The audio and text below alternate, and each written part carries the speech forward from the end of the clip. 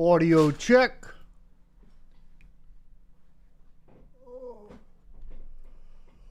Sounds good in the neighborhood.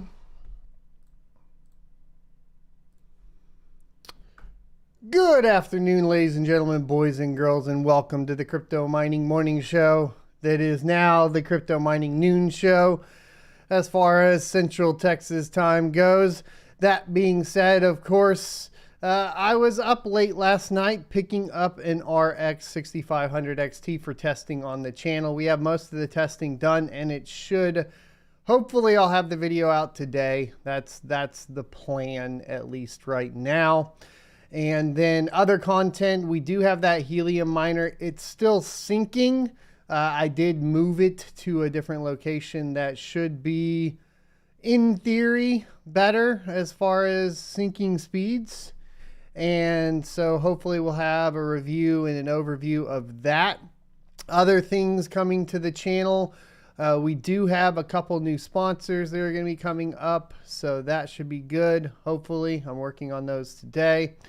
And that's pretty much it. As far as the show today, we're going to be talking about the official response from Crypto.com on the hack that happened on January 17th.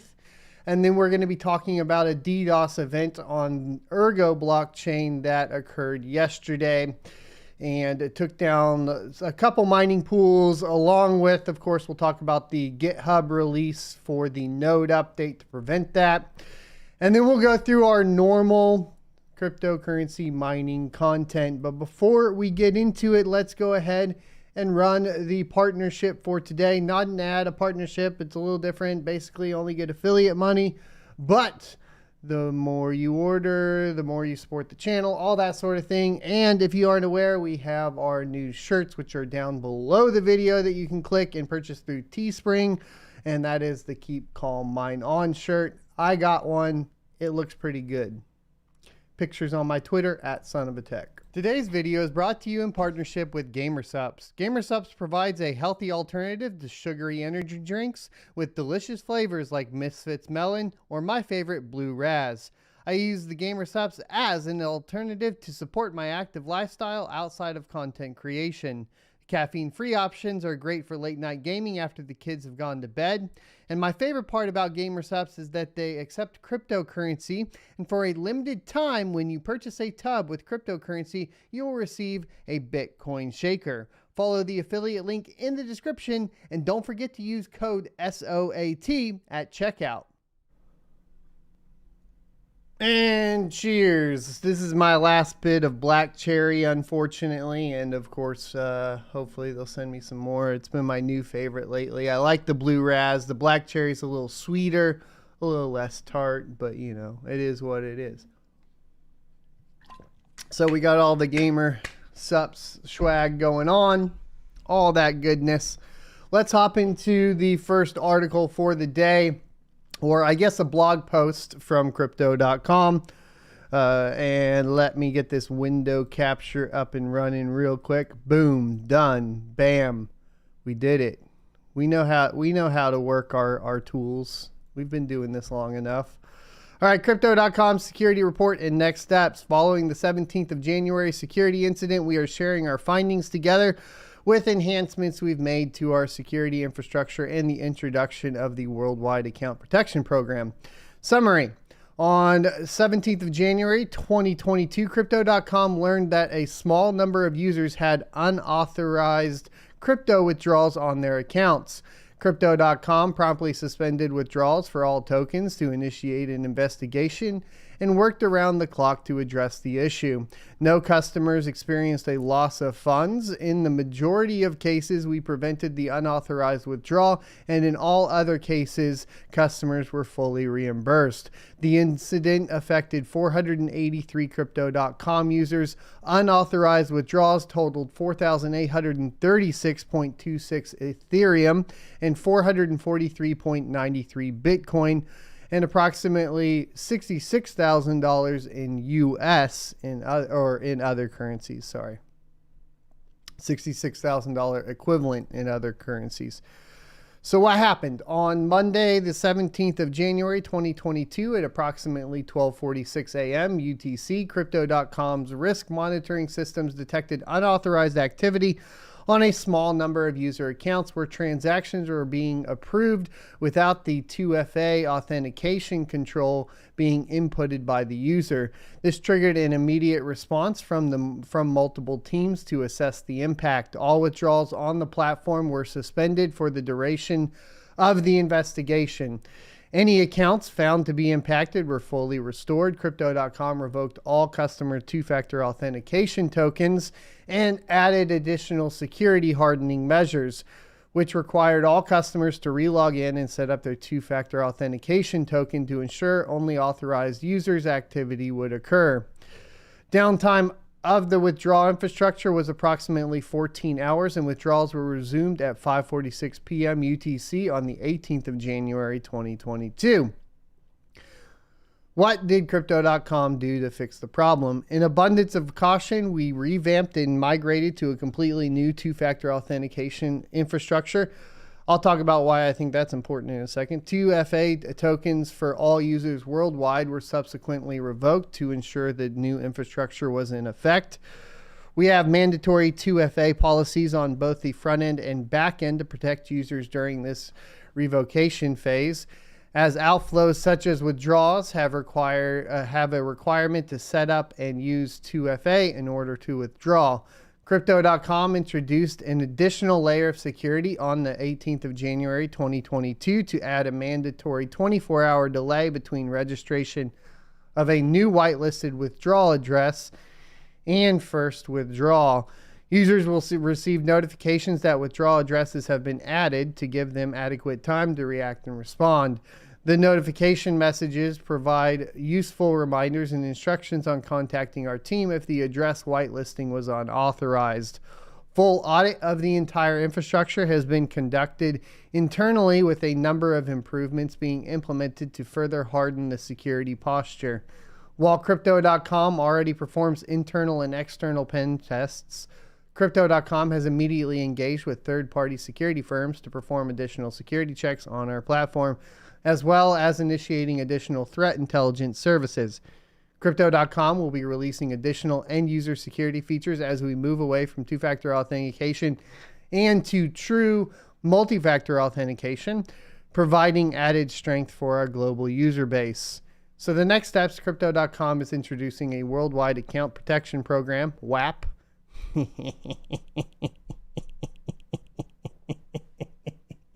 Come on, guys. Come on. Come.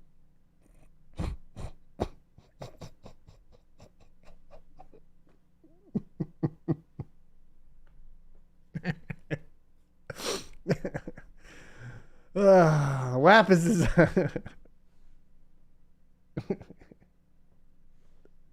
one more second. Just one more second. WAP is designed to protect user funds in cases where a third party gains unauthorized access to their account and withdraw funds without users' permissions. WAP restores funds up to $250,000 for qualified users. Terms and conditions apply.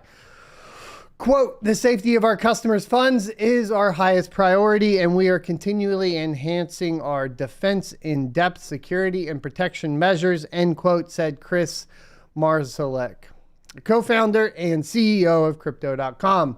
Quote, while we are reminded of the existence of bad actors intent on committing fraud, this new worldwide account protection program, along with our new MFA infrastructure, gives our users unprecedented protection of their funds and hopefully peace of mind. To qualify for WAP, users must, 1, enable multi-factor authentication on all transaction types where MFA is currently available. 2, set up an anti-phishing code at least 21 days prior to the reported unauthorized transaction. 3, not be using jailbroken devices. 4, file a police report and provide a copy of it to Crypto.com. And 5, complete a questionnaire to support a forensic investigation. Quote, Crypto.com is a leader in security and compliance, including our recent SOC2 announcement, said Jason Lau, Chief Information Security Officer of Crypto.com.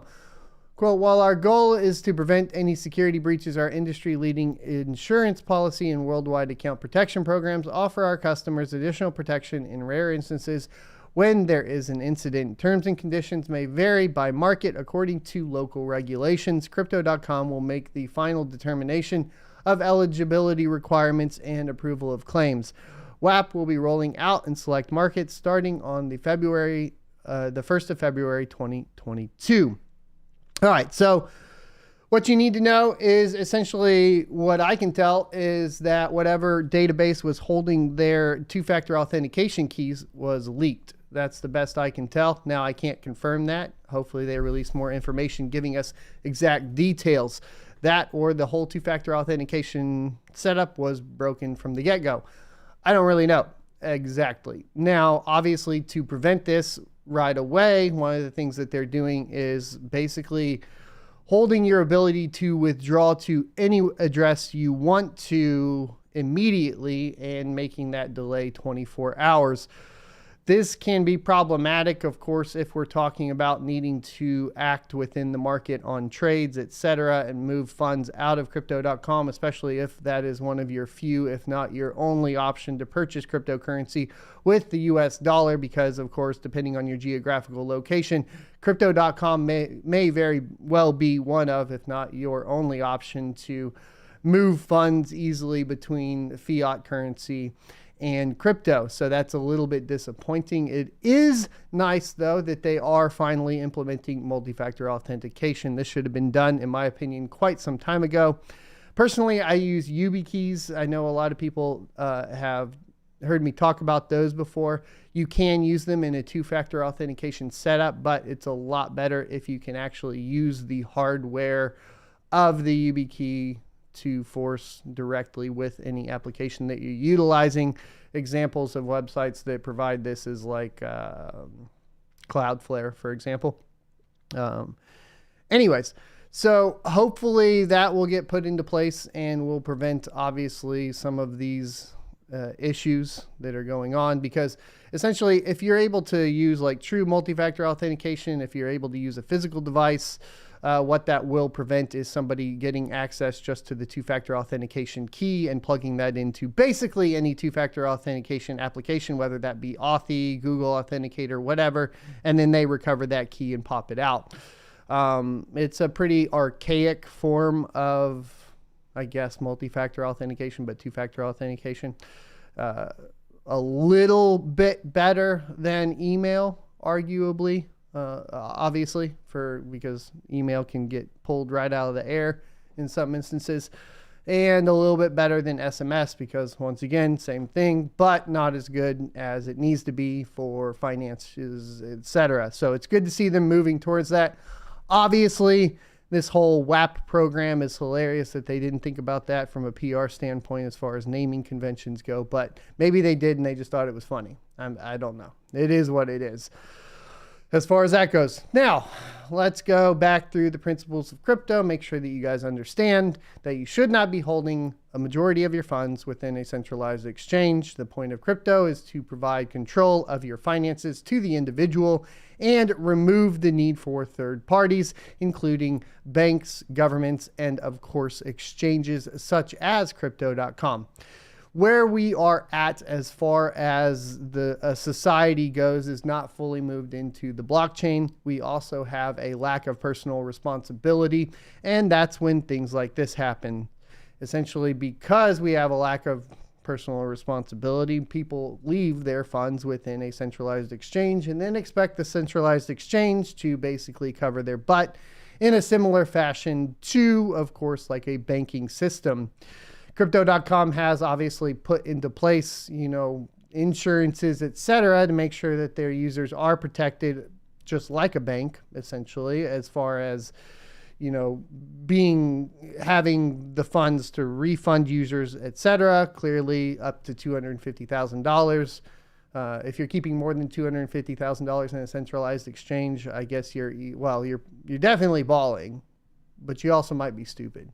I'm not really sure. Anyways, that's my 2 cents on the whole entire problem. Obviously, Crypto.com is a long-term sponsor of the channel. I asked for an official response. This is what I got. I'm glad that they are basically admitting that their current implementation of two-factor was poor, and that they are going to resolve that.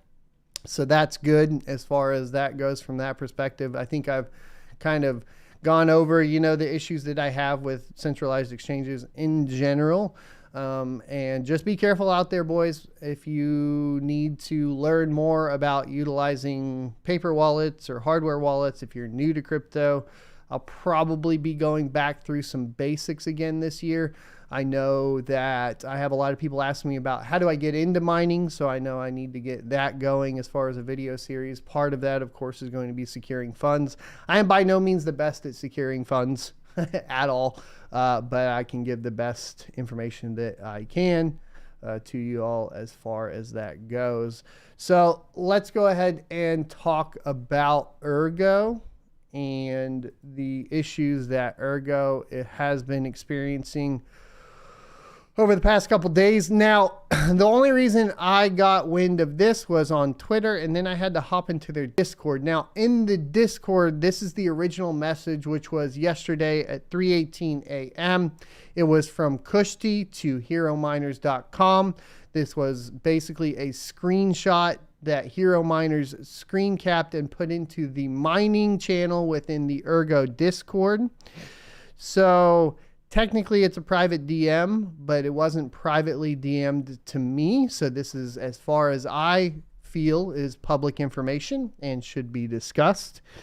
And so here we go. All right. So Kushti says, please check your nodes now. HeroMiners.com says, what's the problem again? And Kushti says, DOS attack, overloading CPU and mem usage. Please restart your nodes for now. Testing a fix. All versions affected. So what this ended up translating into was mining pools being down. Here is a screenshot at the time for, of course, Ergo and what was going on. As you can see, what was ending up happening is a whole bunch of invalid block heights going on here. And that was actually in relation to not the DDoS, but directly after the DDoS when the node was updated. So then what happened is all of the mining pools were off. So what ended up coming into play was this release from Ergo. This was released 7 hours ago from Kushti. So it was considered in P2P layer that any block section is no more than some limit, namely 2 megabytes.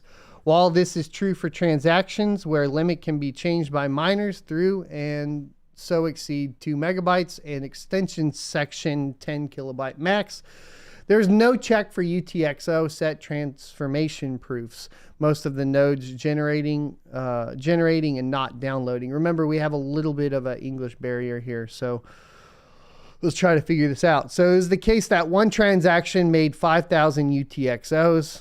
Then a light client working in digest mode caused problems for public nodes storing UTXO set, as they did not consider violation of the rule and so stuck in an endless loop. This release relaxing the issue by making full nodes not stuck if they have some of a block section more than allowed block section size.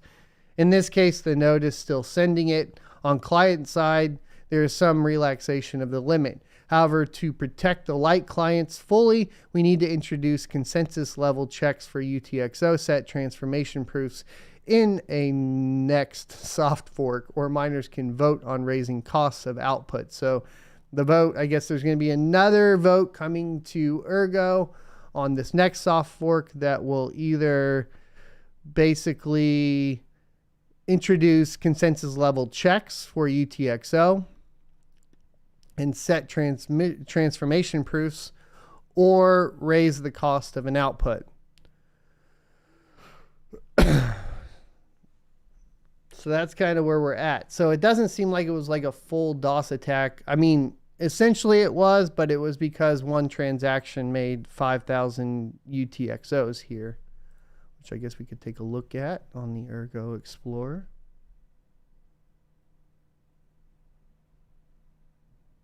Right here.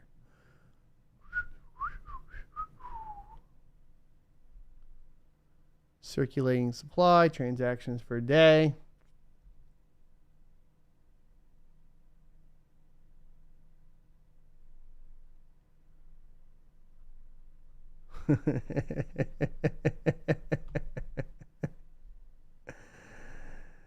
Oof.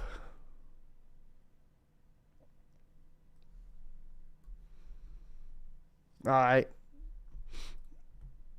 So there's a screenshot of what happened then. If we take a look now, everything appears to be up for the most part, except for these pools. So if you're having trouble mining Ergo right now, you need to be aware that some pools have not updated their nodes. And I think anybody on miningcore.pro, which there's 3.48 gigahash a second on there right now. It's nothing. I mean, that's definitely something that needs to be looked at. Just go ahead and check it. It says there's only 11 miners, but total there's 12 miners that are on pools that are currently on the wrong node. So go ahead and check your miners. Make sure you're not on miningcore.pro if you're watching this and one of the 11 people on there, or Molepool if you're the one person that's on Molepool, which I'm assuming is probably the person that built Molepool. So whoever built Molepool, maybe go ahead and update your node. And then as far as the rest of it goes, Nanopool's back up, Hero Miner's back up. An interesting turn of events, I believe, let me look at this, is that, well, okay, that's because Flypool went up and it was 99% of it. I think it did end up at least evening out some of this. If we are looking at this screenshot, it looks like Flypool was the quickest to respond that has any significant hash rate on it. So that may be something you want to consider when picking a pool for Ergo. And Hero Miners was basically the one that let us know. So of course that's good. And so I would probably choose Hero Miners or Flypool at this point. Probably stay away from Nanopool in general just because I already do. And you don't want to consolidate too much of the hash rate over there. So that's pretty much what happened with Ergo. We had a DDoS attack. So attacks are coming. You know, this isn't dissimilar from the last super cycle, which is kind of like within that bear market or right before a bear market, having a bunch of attacks going down, especially on smaller cap coins, and then obviously exchanges. So a part of that can be because there is a lack of enthusiasm within the space from the developers when that kind of high has settled down, right? They're working really, really hard. They're doing really good. They're opening stadiums. They're whatever, sponsoring the UFC, or, you know, their platform's doing really, really good. Then everything kind of like stales out and the enthusiasm kind of like peters out. And I think just naturally humans get a little bit lazy when it starts getting that mundaneness and things like this start happening. I would presume we see it more and more often over the next couple months, probably through April. We'll probably be seeing more hacks and so on. More and more people are hopping into the space as well. So of course there is that, and there's a lot of money to be made in basically fraudulent activity. Alec, yes, as far as covering the DDoS, well, we covered the actual reasoning, which was here. It's not, like I said, it's not technically a DDoS, but it has basically this, it basically has the same reaction of a DDoS because of it was just basically one transaction that made 5K UTXO. requests, essentially. So, which essentially took it down and then was overloading all the mining pools, etc. There's a current fix. Doesn't seem like it's the final fix, and the final fix will be deployed through a soft fork that will be voted on by the miners. I do not have information on what that EIP name will be. I'm still waiting on more information from for EIP 27 as well. So there you go. There's where we're at. I didn't really actually have any more articles. I had pulled up CoinDesk here. Usually I end up with grabbing something off of CoinDesk. It didn't look like anything was super interesting to me, at least from the miner's perspective, right? So I didn't really decide to cover that at all or cover anything there. And then usually I'll also check usually video cards as well, just to see if anything is up there, but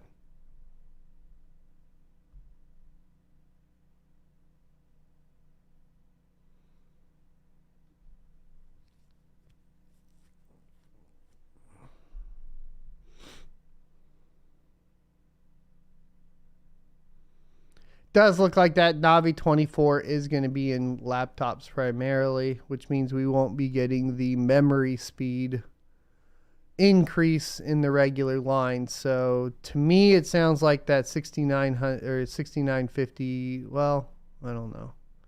We'll have to see. Anyways, not a lot going on. This one's interesting. We already talked about it. The only real interesting part about it is the 50 watt TDP. But you're stuck with 4 gigabytes of GDDR6, so not that great. Anyways, we kind of already talked about that one previously. Let's talk about mining profits. We are pretty much at the same. We're a little bit up from yesterday, US dollar wise, down there. Actually, while I was driving to Houston, we had 2 mining rigs go down. They just stopped mining. One was 3070 was not able to hit 2600 megahertz anymore on the memory clock, so I had to turn that off. And I can't remember what happened on the other one. The other one was the 5700 rig. Oh yeah, so one of the things that's happening on the 5700s, in my experience, is that we're well over a year now in mining on them. And essentially what is happening with the 5700s is there is some core degradation. And if you guys aren't familiar, essentially what that means is the original undervolts is not sufficient enough to keep the GPU running. So typically on the overclocks or the overclock settings within Hive OS that I have set up for the 5700s, we're somewhere between 740 to 750 millivolts on the core. This is what keeps, of course, that good hash to watt ratio on the RX 5700s. Problem being now is we have had 3 cards now that have basically pushed out what is, at least in Hive OS, stated as a COM buff error on the GPU. That COM buff error is directly related to this core degradation, and what you end up having to do is go up by 10 millivolts until it starts mining again. Where I find the sweet spot once the core has been degraded is around 780 millivolts, and then it starts to, all the problems go away. So what that tells me is because I'm increasing the core voltage, we essentially have degradation. It took about a year for these RX 5700s to start having this issue. And they are primarily all the ASRock Challenger D cards. The MSI Gaming X cards do not appear to be having the same degradation, at least at this time. So some of the things that you want to take into account, of course, is going to be cooling, making sure the fans are working, etc. But part of this is just going to happen, right? It's just when PC parts run for a long time, things degrade. And in this case, it just seems like the degradation went a little bit faster on those particular ASRock GPUs. So there you go. That's kind of where I am at with that one for now. So let's go ahead and take a look at what to mine. Thanks for the super chat, M. Hamma. And yeah, I still need to get to your plates, by the way. So let's go ahead and take a look at all of our goodness with the RTX 3090. The profits have gone up a little bit today, $4.70 after power consumption at 10 cents a kilowatt hour on Ethereum. It looks like, so this is wrong, Zelhash is 110 solutions a second. It looks like Flux is recovering on profitability, $3.58 a day after power costs on Flux. It's nice to see Flux coming into second there. We have Cero in third at $2.65 a day after power. Conflux in fourth with $2.64 a day after power. And then we get back into that Equilibria thing. Rio's down here, blah, blah, blah. Cortex is another big one, $2.38 a day after power. And then let's go ahead and check TON and just pull that in. You're at 4.4 gigahash a second on TON. And that is at $4 a day after power on TON. $4, yeah, so 70 cents short of Ethereum. So TON, because of the difficulty kind of going up, all that is kind of where you sit at. That doesn't really translate over to something like, is it the 6600 XT? Where it's $1.37 on ETH hash, 1.8 over here, $1.53. So 6000 series still more profitable there. Let's check the 2080 Ti's as well. 2080 Ti's are back in more profitable on Flux than on Ethereum. Now they're doing 3.2 gigahash a second on TON. Let's calculate that out real quick. You're looking at $2.50 a day after power on the TON. So it looks like the 2080 Ti's are going to be more profitable on Flux. For you light hash rate peeps, let's take a look at the RTX 3080 Ti. Ethereum at $3.38 a day after power. Flux is at $2.38. That doesn't sound right because it's not. There we go. It does 110 solutions a second. Flux is more profitable on the 3080 Ti than on Ethereum right now. Yeah. And this is a very generous Ethereum hash rate for the 3080 Ti light hash rate. If you're hitting 85, I think on the 3080 Ti, you're in the money. You're doing really good on Ethereum. Most of the time, you're really looking between 70 and 80 mega hash a second. And if you are hitting that 85, you're getting random unlocks, right? So it's relocking, and then you have to re-unlock, and then you're losing really hash performance. At this point, I'm not putting any light hash rate GPUs on Ethereum. It makes them incredibly unstable and is just frustrating to deal with. So all of my light hash rate currently are on TON. Speaking of which, the 3080 Ti is at 4.4 or whatever on TON. So that's at $3.76 a day. Now, one of the things I need to talk about with you guys on TON real quick, because there seems to be a misconception here. And so I wanted to get it cleared up. I kind of got talking to some people in Telegram and Discord, and then also just reviewing more here. And so these are the giver contracts right here. And this is basically how much they're giving out in every 24 hours. What is here on the right side is the days till depletion on the giver contracts, meaning that essentially this is how many more days you have left to mine the open network.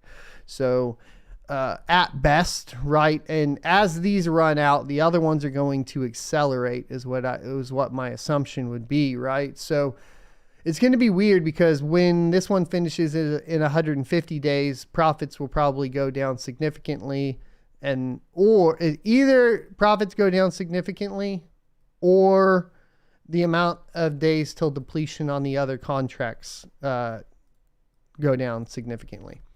Best case, you're looking at 210 days for mining TON. So when calculating profitability on something like, I don't know, a 3080 Ti or 6900 XT, keep in mind that these are the contracts.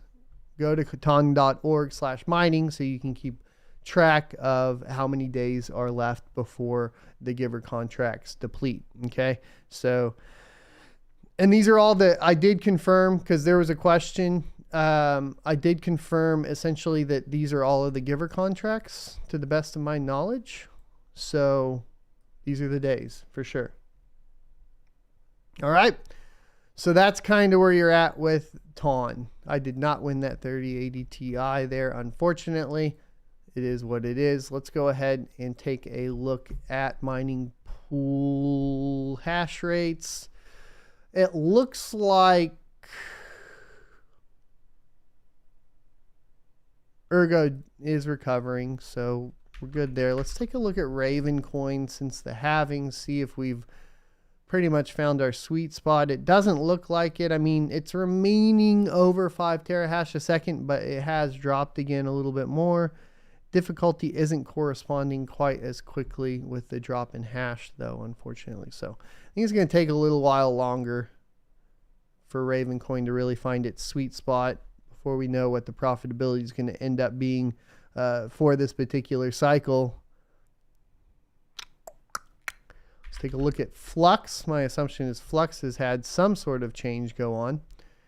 2.57 mega solutions a second. It's saying 1.95 mega solutions a second on the network. So we are, it really hasn't changed that much, right? I mean, we had that dip here. That was on this Monday.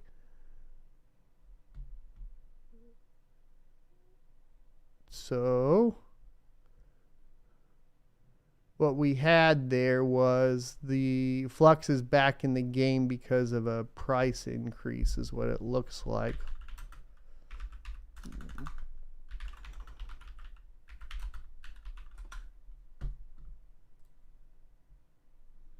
Right. So essentially the increase in profitability for Flux was due to a price increase, not due to a change on the network necessarily.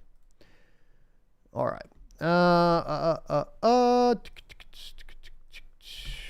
take a look at Cortex because that one's been coming back a little bit. Yep. We already saw this though yesterday, which was that pump in hash rate on the Cortex as it started showing up higher in what to mine. Part of that is, of course, due to the increase of price. We also have Conflux to take a look at. It's still pretty much doing the same weird up and down stuff, primarily because I don't think the miners are actually, the actual mining software isn't very consistent, or I don't know. I have no idea what's going on with that one, really, to be honest. Difficulties remain the same, though. No big deals there. Firo.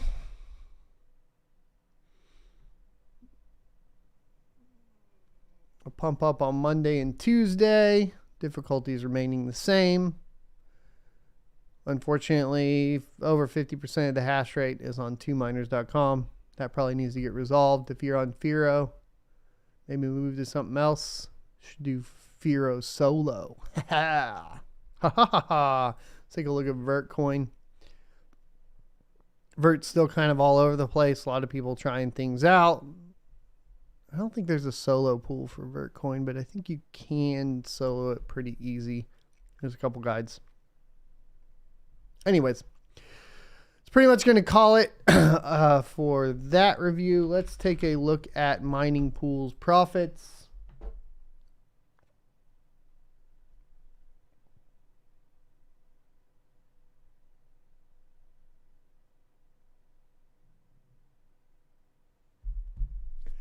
For the last 90 days, Mining Pool Hub is in first, Flex Pool in second, and Crazy Pool in third. For the last 60 days, Mining Pool Hub in first, Flex Pool in second, and Nano Pool in third. For the last 30 days, Crazy Pool in first, Flex Pool in second, and Mining Pool Hub in third.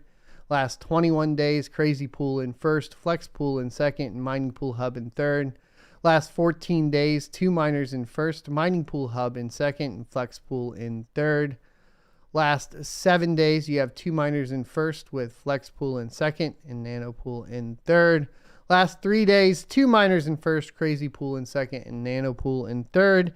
And the last day, ZET in first, Nano Pool in second, and 2 miners in third.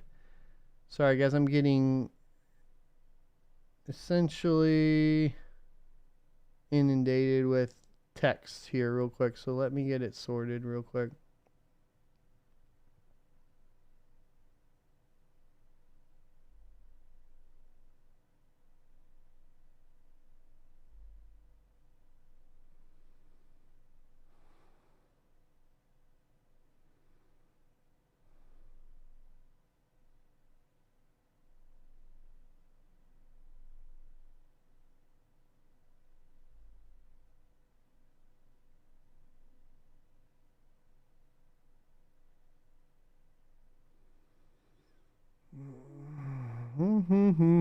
Sorry for the pause.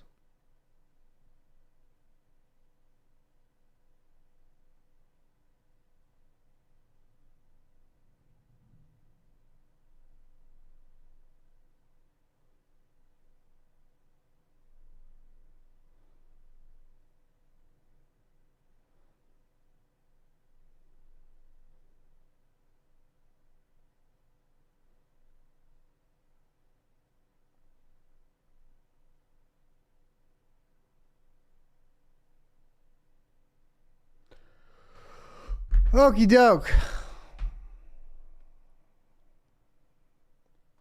Let's get into questions and answers. So, question priority will go to Super Chats first. And then from there, please tag at Son of a Tech for additional. So, let's go ahead and hop into it. Thanks once again, everybody, for support on the channel. We are a little down on viewers compared to normal, but we are outside of the regularly scheduled program. Oh, hit that like button. We'll go from there. Let's just get the questions and answers done that you all have.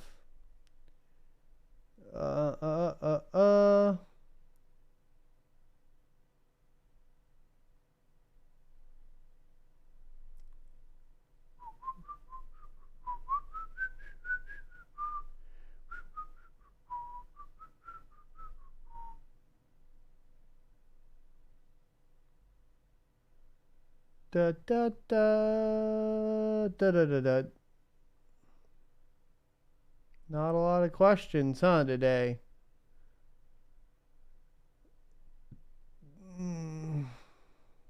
Liquidation says I was able to buy a 1080 Ti for $550.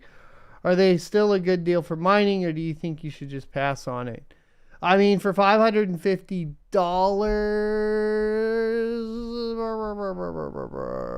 you would mine Flux. And what would that come out to in price? Let's calculate it out and take a look. That would come out to $1.48 a day after power. What is that compared to essentially the 6,600?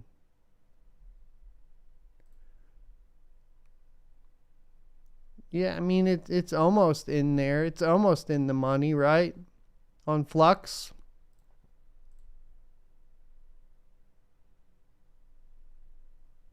What is your ROI on that?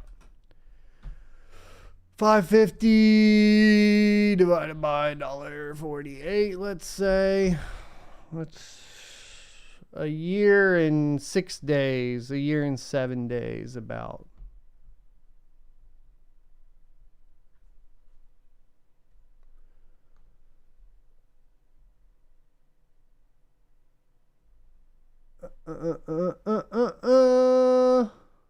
Crypto Man says the cards may have overheated. I mean, so heat is always going to cause degradation.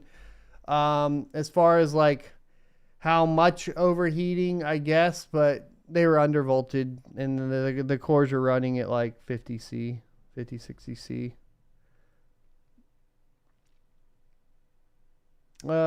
Pay Me in Crypto says, do you know about the Toros Ergo wallet terms of service update? Is that valid? No, I haven't looked into that yet. Sorry.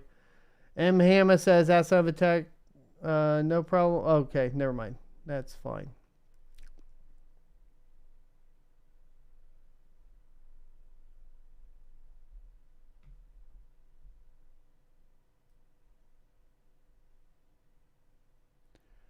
Agriculture Visuals says, that's not a tech. Did you cover that Ergo incident wasn't a DOS attack? It was BTC sending 5,000 person airdrop. Yes, we covered that it was a 5,000 send of UTXO.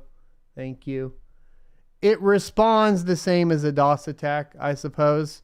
If we're looking at like the results. So David Renna says, as Tech, will you be looking into learning MEV arbitrage since profits are down? No, probably not. Probably look at different coins more than anything.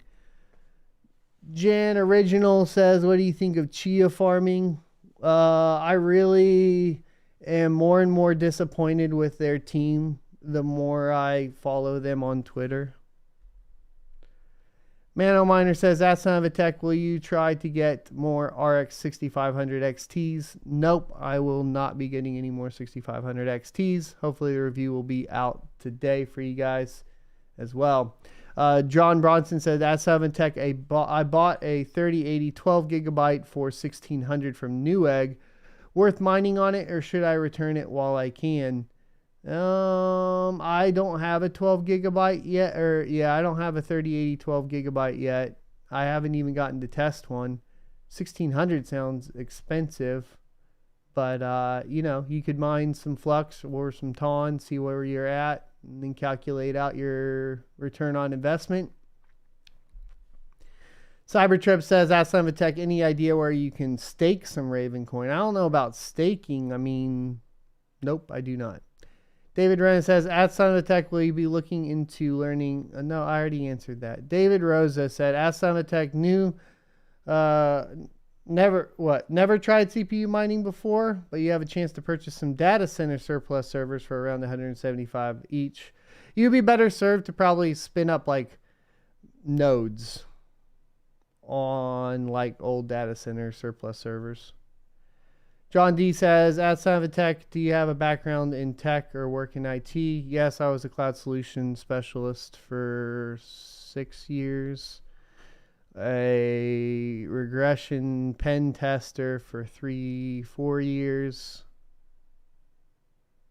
Total IT experience, I guess, would be like, I don't know, almost a decade. And then before that, I was a motorcycle technician.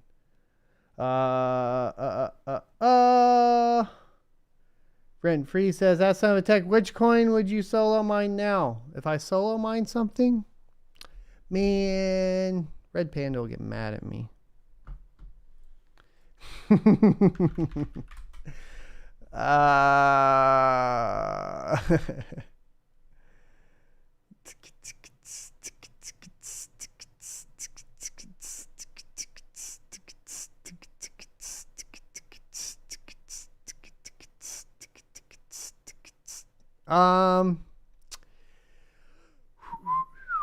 So personally, probably Cortex.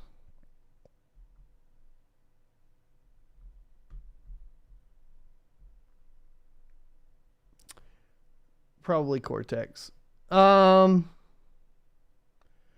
No, Mr. Pigeon, Ergo did not get hacked. They had poor UTXO coding that essentially was exposed by a 5,000 UTXO drop that took down a whole bunch of mining pools, essentially.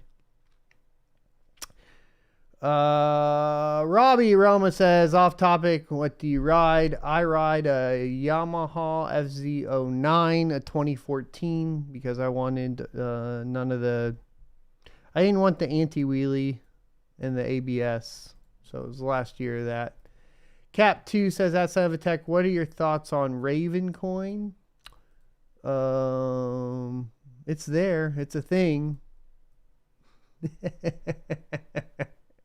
It's there. It's a thing. I mean, I feel like I've talked about Ravencoin to death. Like, I've already given its praises, talked about its downsides, all of that. I mean, at the end of the day, its launch being a fair launch, etc.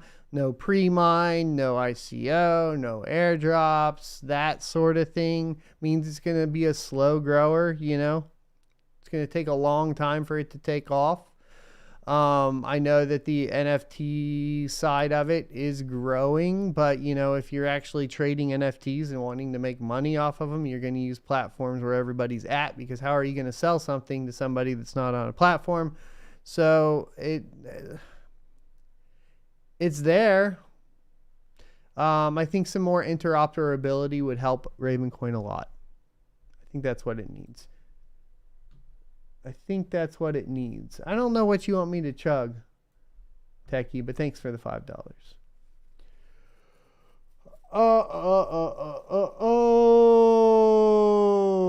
John Lemon, you're a KTM guy? What are you, rich? You're like the BMW version. I like the Dukes a lot.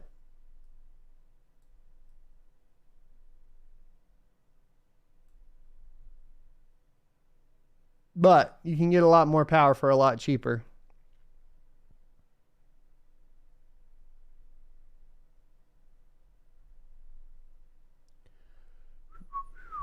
I'm going through some of these, just kind of seeing where we're at.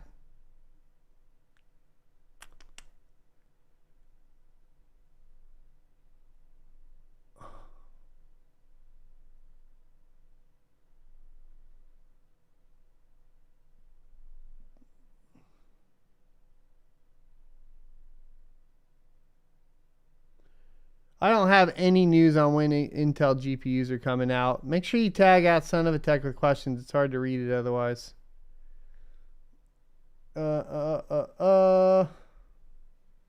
We just talked about Firo Bella today.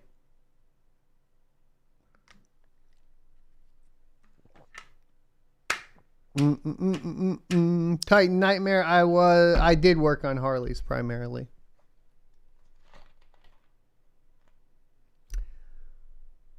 But I like to pop wheelies.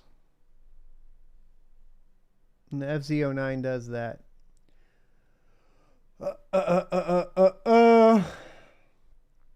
All right. Well, it looks like that's going to wrap it up today. Unless you guys got any last minute questions, we're going to go ahead and call it. It'll be another early stream.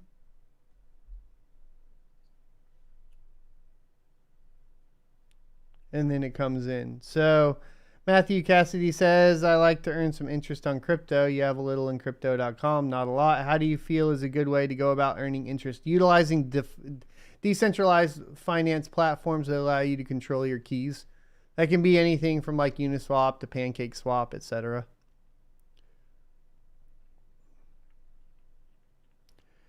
Cap2 says, Son of a Tech, you taught me how to mine. I started my journey watching your videos and listening to your advice. Just wanted to say thank you for your amazing work. Thank you, my dude. What is that? Ace at Cisco says, Son of a Tech, can you give us a tour on your mining warehouse and updated setup? I could. I mean, there's already one out there. It's capped out now, and I think we're moving. So there's...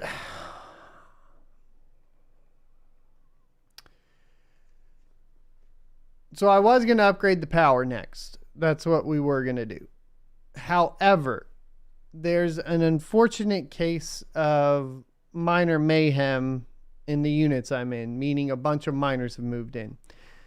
So, because everybody needs power, and we need 3-phase power, and we need a whole bunch of other stuff. There's a whole nother area where this is apparently going to get done.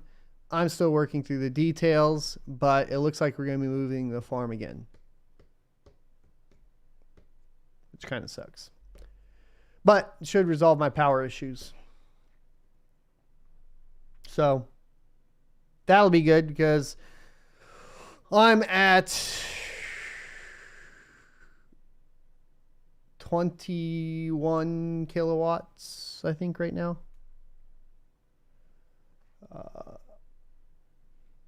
One A8 Sparta says, "Ask Son of a Tech, which 3090 cards has lower temp for mem in your rigs? Because you have 4 3090 trios and the mems are at 98C, and I'm thinking of buying more 3090s, but I hate that I need to buy a trio." They're all really bad right now because I need to go fix them. I can, I guess, tell you the lowest, but I've also replaced pads on all of them. So there's that. Out of all of them, the after pads and all of that, the Founders Edition is the best. And following that up is the EVGA for the Win 3.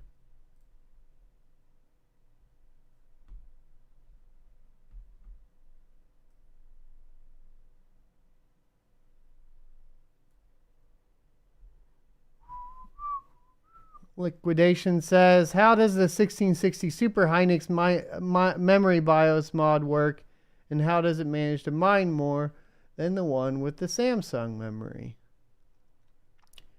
Well, it adjusts the memory timings and all of that, and then basically allows you to overclock it instead of underclock it. Right now, though, I think I put all of mine back on.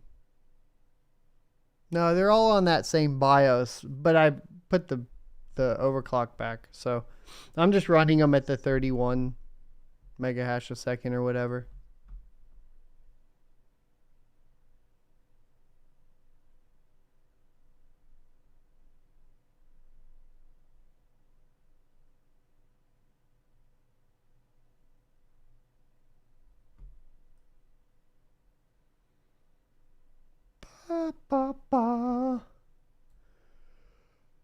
Could you please rank GPU brands from the best to the worst? Oh, that's an interesting one.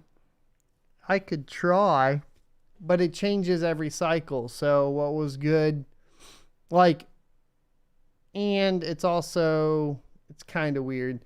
The third-party manufacturers are a lot of the times, especially the ones that do AMD and NVIDIA, favor usually AMD or NVIDIA, right? So while MSI might traditionally be better than some, in some cases or whatever, for example, their RX 5000 series coolers were trash and probably some of the worst that have ever existed.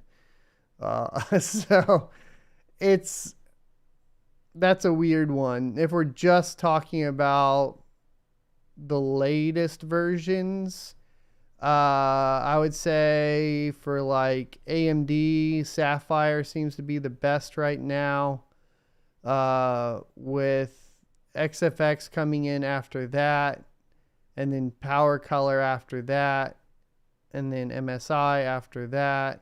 No, I put MSI above Power Color, I guess. You know, we do MSI, then Power Color, then ASRock. I guess Asus could be in there somewhere. The Asus AMD cards are pretty bad too, depending on how high tier up you go. NVIDIA, I mean, EVGA number 1, pretty easy. Asus probably number 2. MSI 3. PNY 4. Zotac 5. Something like that.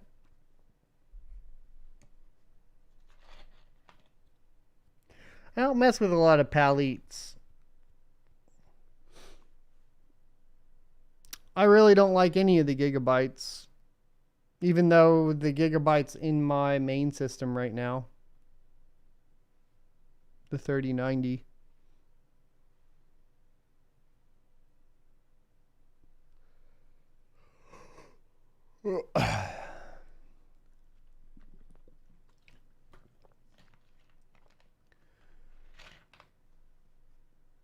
John Lemon says his power color 6800 runs great. No, I mean, like, there's plenty of, like, outliers, too. But if you're talking about 6800, it's not going to, like that power color back here, the 6500 XT, the cheap model, is complete trash.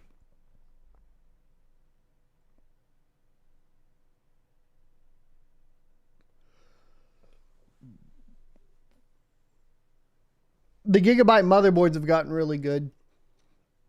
They're my go-to right now. Aorus Masters, but their GPUs, no. Gigabyte used to be the best motherboards. Then they had like the crappiest motherboards. They've always had underwhelming GPUs.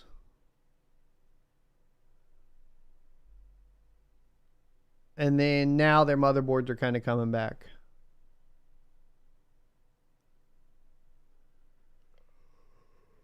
That's so Gary says, that's how tech. Do you have a Discord channel? Let people DM you crypto news on it. No, we use Rocket Chat, and it's behind the paywall for the join button under the membership tab on YouTube.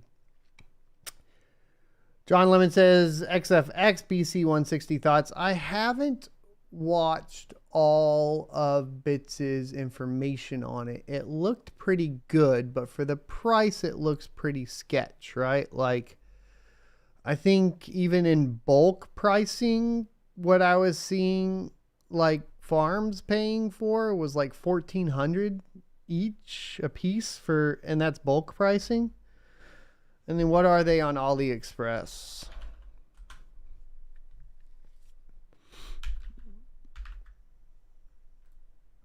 Let's look. Yeah, 1,700. There's some for 1,400 on AliExpress.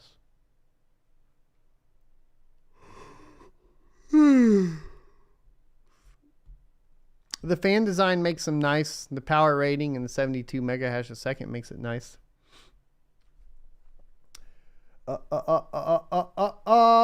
it a bad idea to take a bank loan for GPUs? Yes, right now that would be a terrible idea, I feel like. But, you know, this isn't a financial advice channel. I have never taken a loan for any of my GPUs. I put some on credit cards for them sweet, sweet Best Buy rewards points. I usually pay them off, though.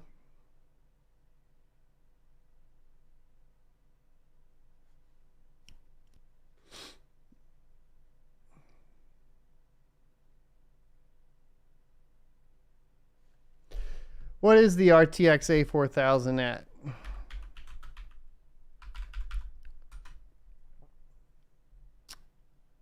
I only see A2000s on AliExpress.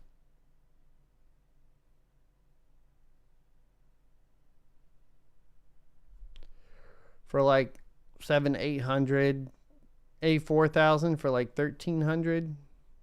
But I don't know if you can get bulk pricing on those somewhere. I don't know.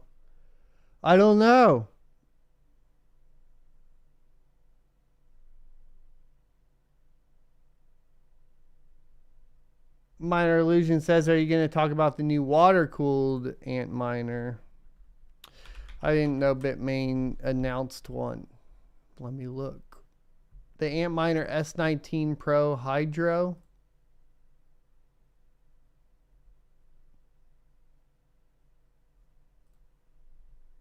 What is subscription? Oh, I clicked the wrong button.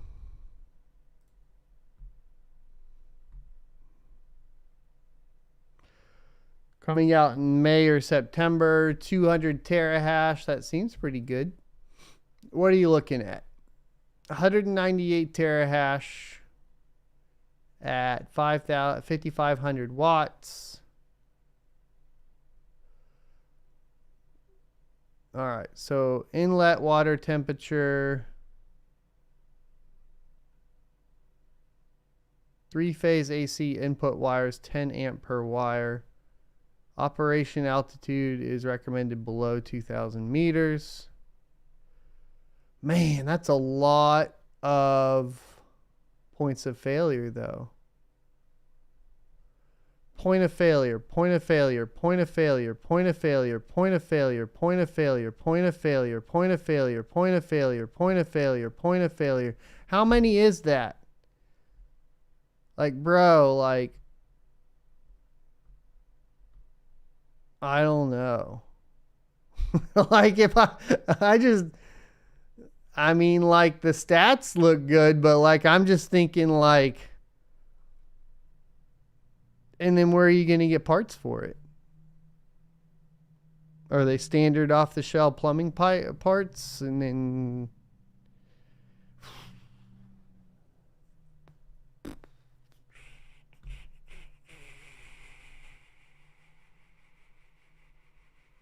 I don't know. Looks cool, though. Not much more to say about it, really, though. I mean, it's one of those things where it's like, eh. Sebastian, welcome to the Rocket Chat. Hit the membership tab for this registration URL for Rocket Chat.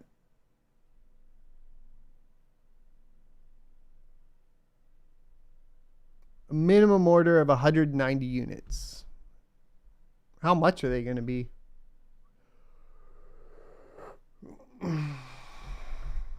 Is that this ant space thing?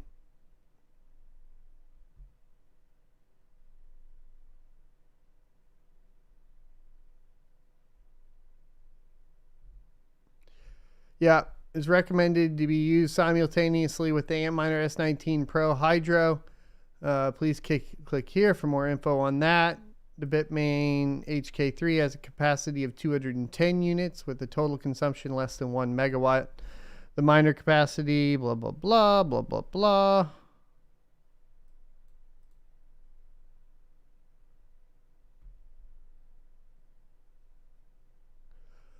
So really, and I don't know what the price of that would be, but let's say 200 and what is that?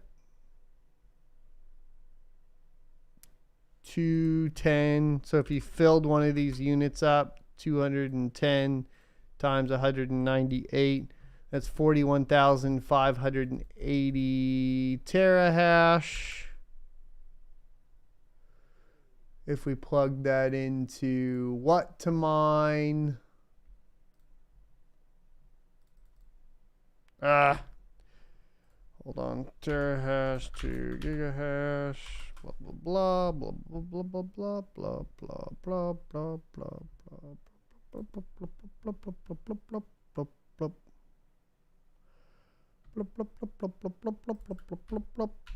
blah.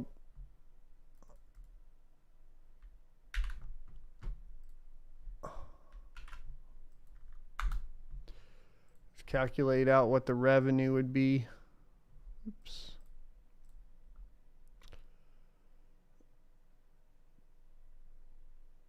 $9,280 a day.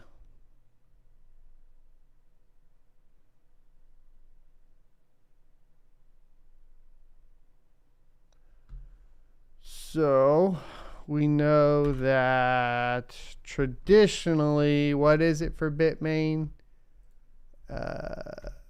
What was there?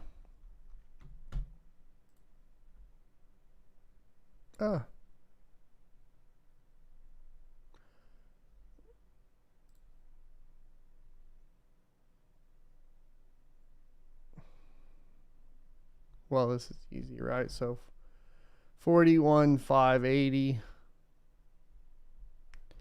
divided by 104 times 11,024. It costs you $4.5 million probably for this entire hydro setup. Does that sound right? So 4, 5 divided by 10,000, 450-day ROI. I know,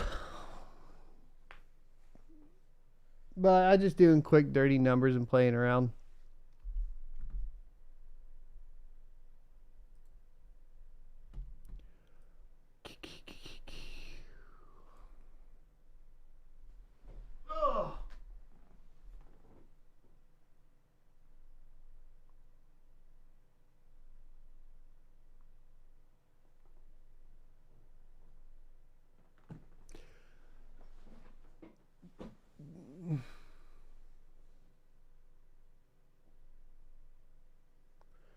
Well, I think that entire setup's going to be $4.5 million. That's what I think.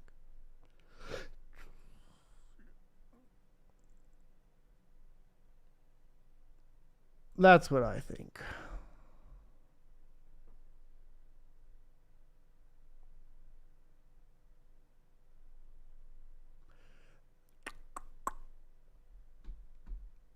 And that's going to maybe include the AntSpace HK3, possibly.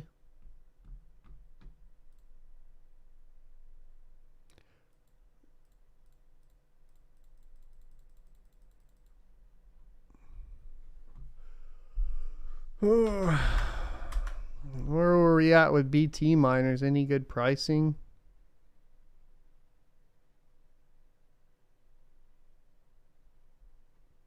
Just the What's miner. We didn't check miner stat ASICs, did we? Let's look at those. It's all still this BTSCV crap, which makes this hard to read. KD6 probably still first. No changes. Bro, I'm broke. I just had to figure out how to move money from mama to buy groceries. Everybody thinks I make a whole bunch of money. The farm makes like $200 a day, and it costs like $4,000 to keep a month to keep the thing up and running. The YouTube channel made $4,800 last month, and then I still have to pay taxes out, all that stuff.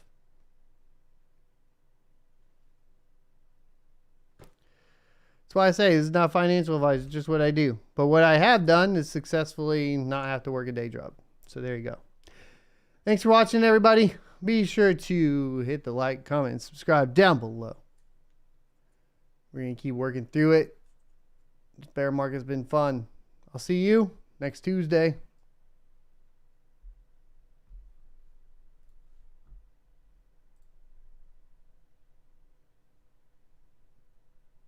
I always forget that I have to wait until this goes.